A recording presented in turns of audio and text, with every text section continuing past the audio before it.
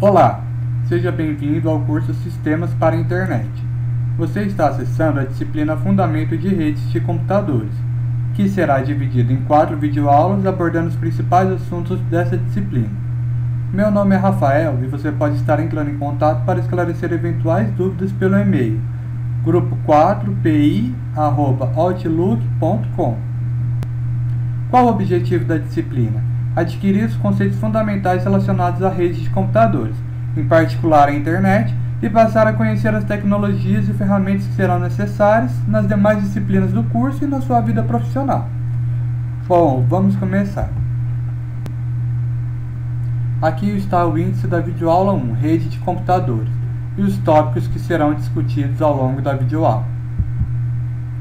Rede de computadores. O que é? Uma rede de computadores é um sistema de comunicação de dados, constituído através de interligação de computadores e outros dispositivos, com a finalidade de trocar informações e partilhar recursos. O funcionamento de uma rede de computadores implica em um determinado conjunto de meios físicos, hardwares, e determinados componentes de softwares. Objetivos de uma rede. Independente do tamanho e do grau de complexidade, o objetivo básico de uma rede de computadores é garantir que todos os recursos de informação sejam compartilhados rapidamente, com segurança e de forma confiável. Para tanto, a rede deve possuir meios de transmissões eficientes. Regra básica são os protocolos e mecanismos capazes de garantir o transporte das informações entre os seus elementos constituintes. Aqui eu dei um exemplo de computador isolado. Ele não se conecta à internet nem faz ligação com outro cliente ou com um servidor. Ao lado, temos os computadores em rede, ou seja, a internet está ligada a um roteador que passa por um switch que distribui entre os computadores da mesma rede. Só que o conceito de rede de computadores está meio ultrapassado. Por quê? Vamos ver o seguinte. A cada dia mais dispositivos são incorporados à rede. Como assim? Não só computadores estão na mesma rede. Agora nós temos celulares, videogames, televisores, câmeras digitais e assim por diante. GPS do carro. Então a rede de computadores não é mais só de computadores. Agora temos novos dispositivos também dentro da rede, todos interagindo. Então hoje o termo mais usual seria a rede de redes. Diferenças entre cliente e servidor. O modelo cliente-servidor em computação é uma estrutura de aplicação distribuída que distribui as tarefas e cargos de trabalho entre os fornecedores de um recurso ou serviço, designado como servidores, e os requerentes dos serviços, designados como clientes.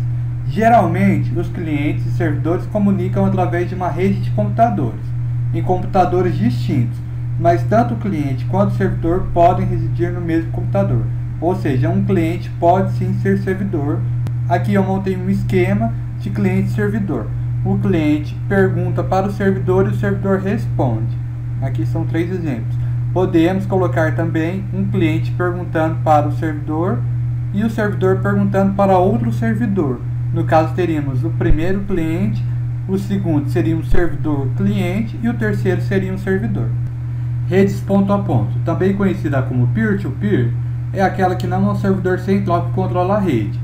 Cada estação de rede é um ponto e funciona tanto como cliente como servidor.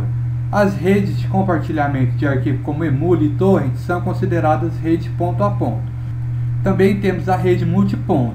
Neste tipo de ligação, sempre haverá uma estação-chefe que controlará o tráfego de rede e as demais estações subordinadas. Este tipo de rede permite que as estações subordinadas se comuniquem entre si diretamente ou através da estação-chefe. Aqui eu dei o exemplo em imagens da estrutura ponto a ponto e da estrutura cliente-servidor. Na ponto a ponto podemos ver que todos os clientes conversam entre si, ou seja, eles são clientes e servidores. Na cliente-servidor nós temos um servidor que conversa diretamente com cada cliente. Nenhum cliente conversa entre si, então nós temos um servidor e vários clientes.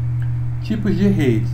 Veremos a seguir esses 3 tipos de redes citados abaixo: LAN, MAN e WAN. O que é uma rede LAN? É um conjunto de hardware e software que permite a computadores individuais estabelecerem comunicação entre si, trocando e compartilhando informações e recursos. tais redes são denominadas locais por cobrirem apenas uma área limitada, 1 km no máximo. Rede MAN ou rede metropolitana. MAN significa em inglês Metropolitan Area Network.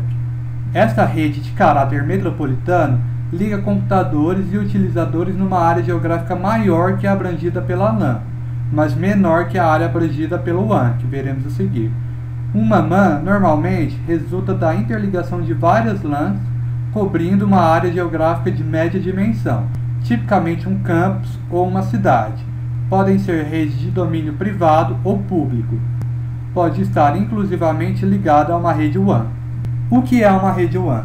É uma rede externa sua de longa distância, como por exemplo a internet, que abrange uma grande área geográfica em que várias pessoas estão conectadas simultaneamente. Ao pensar nisso, devem ser tomados alguns cuidados específicos com os seus dados, usando um antivírus e um firewall capacitado para lhe oferecer a segurança adequada para não haver roubo e perda de informações.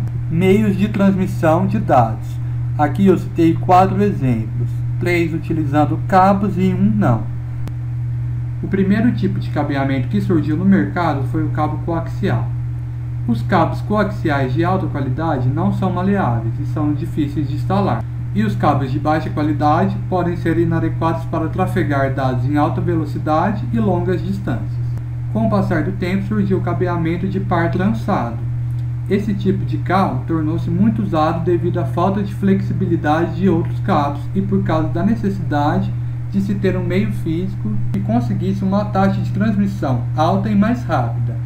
A desvantagem deste tipo de cabo, que pode ter transmissão tanto analógica quanto digital, é sua suscetibilidade a interferências a ruídos eletromagnéticos e radiofrequência. Quando se fala em tecnologia de ponta, o que existe de mais moderno são os cabos de fibra. Quando se fala em tecnologia de ponta, o que existe de mais moderno são os cabos de fibra ótica. A fibra ótica oferece uma conexão de alto nível com taxas de transferências elevadas, além do isolamento elétrico, possibilitando a concretização de um projeto que exija longas distâncias.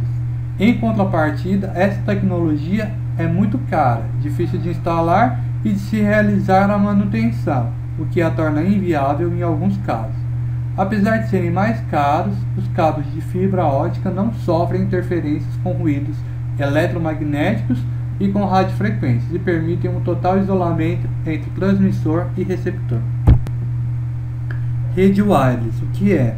É uma rede sem fio de passagem aérea, sem a necessidade de uso de cabos, por meio de equipamentos que usam radiofrequência, que é a comunicação via ondas de rádio, ou comunicação via infravermelho.